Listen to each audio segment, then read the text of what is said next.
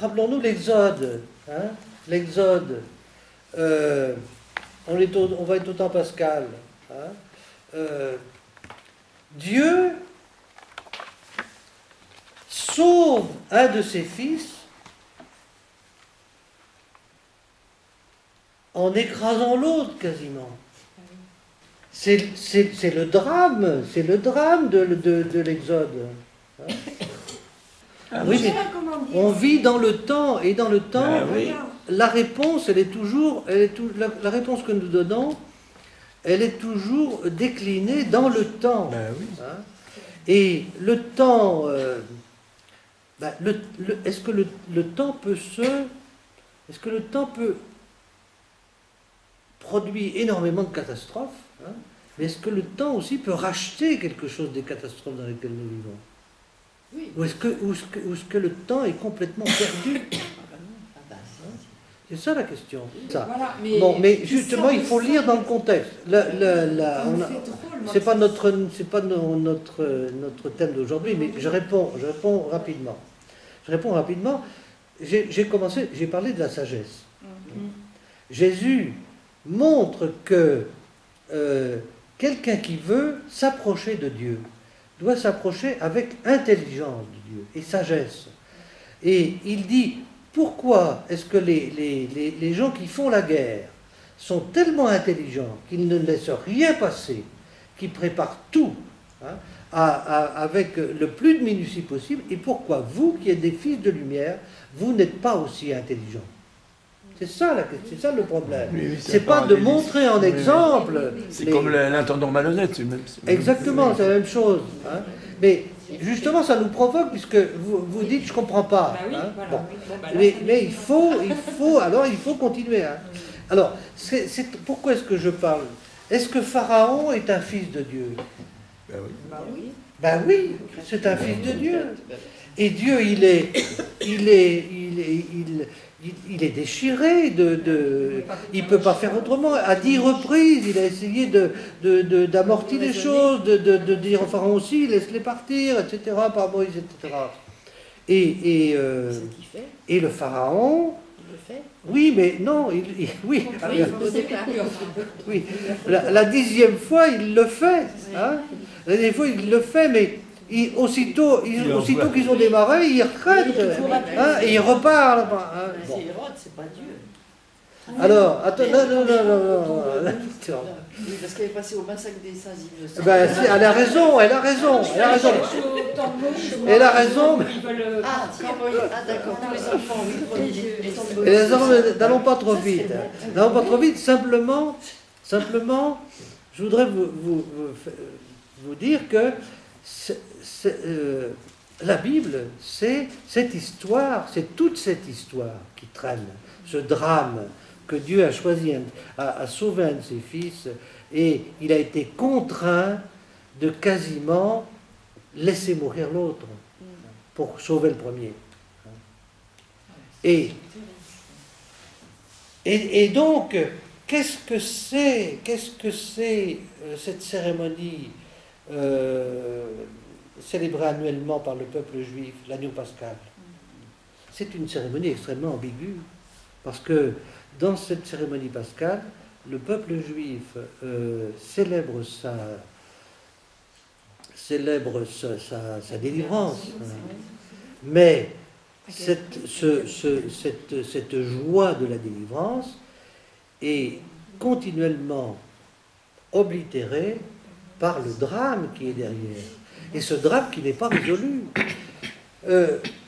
Et l'agneau pascal, c'est ça la place de l'agneau pascal. C'est la place de ce témoin qui, d'année en année, rappelle au peuple juif qu'il a été sauvé, mais à quel prix, hein, et que quelque chose n'est pas fini, quelque chose n'est pas terminé.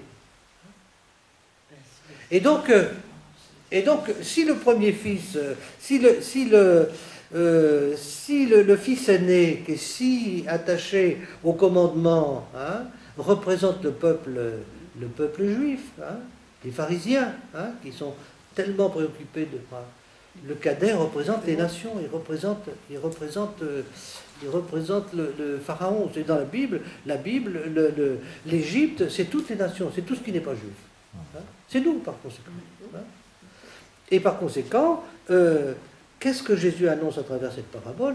Il annonce que le temps est venu pour Dieu de réparer cette chose épouvantable et d'appeler son deuxième fils de la mort à la vie. Non seulement il était perdu, il est retrouvé, mais il était vraiment mort. Hein? Et donc il est rappelé à la vie. Quelqu'un a parlé de la résurrection. J'arrive pas à comprendre qu'il ait pu se passer ça pour sauver... La plupart des drames humains sont incompréhensibles. Oui, non, mais là, c'est pas un drame humain. Si, c'est un drame humain. Oui, mais enfin, c'est Dieu, c'est au niveau de Dieu, là. C'est un drame humain. La même chose que pour le manger. Hein. Si nous ne comprenons pas que l'Exode, que la situation des Hébreux en Égypte, c'est la parabole de l'exploitation que les hommes organisent, qu'une communauté organise pour soumettre l'autre, et que ça se reproduit en permanence dans l'histoire humaine, nous ne pouvons pas comprendre si nous mettons tous, si nous faisons une lecture d'emblée théologique de tout. Hein. C'est quand on voit la Shoah. La Shoah, mais c'est la réalisation pratique de ce qui s'est passé en Égypte, telle qu'elle est décrite. Donc on n'est pas dans la fiction, on est dans l'histoire réelle des hommes. Hein.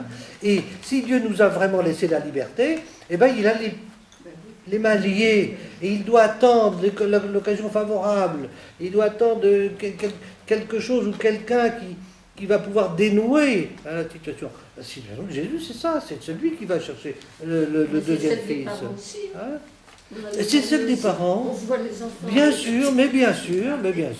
Vous savez, dans Saint Jean nous dit, il nous donne un aphorisme, si vous ne comprenez pas les choses de la terre, vous ne comprendrez pas les choses du ciel. Hein? Et les choses de la terre, c'est les choses de notre vie. Hein? C'est de manger, c'est d'avoir des enfants, c'est d'avoir un père, c'est d'avoir une mère, une épouse, un époux, etc., de ne pas se marier, tout ça c'est des choses humaines. Bon. Et donc, certainement que derrière cette parabole, où il est question de le fils qui était mort et qui est retrouvé, c'est certainement une allusion à l'Exode. Car le texte de l'Exode nous dit, lorsque enfin ils ont réussi à passer, hein, puisque il y a une obstination quand même du pharaon hein, pour les empêcher de partir, sur la grève, Israël vit les Égyptiens morts au bord de la mer. C'est-à-dire que les nations, le fils qui a résisté jusqu'au bout, qui a refusé hein, de laisser partir, hein, et Dieu n'y peut. C'est ça qui est terrible, c'est qu'à certains moments, nous prenons des décisions et Dieu ne peut plus rien. C'est ça qu'on peut dire. La fonction de Jésus, c'est de réunir les deux fils. C'est ça un des sens premiers de cette parabole. Hein. Dieu a un seul fils. Hein. Un seul fils, le fils de l'homme. Hein. Le fils d'Adam. Le fils d'Adam, c'est Adam. Hein. Or, saint Paul va nous dire, maintenant, il n'y a plus deux fils, il n'y en a qu'un seul. Que nous sommes tous en Jésus. Hein. Et les murs de séparation entre celui de l'élu, celui qui était élu, celui qui n'est pas élu, eh bien c'est terminé, il n'y a plus qu'un seul fils. Jésus est le fils de l'homme, il est le seul Adam. Ah, il n'y a plus d'élus. Ah, c'est bien ça. C'est pas qu'il n'y a plus d'élus, c'est que nous sommes tous élus.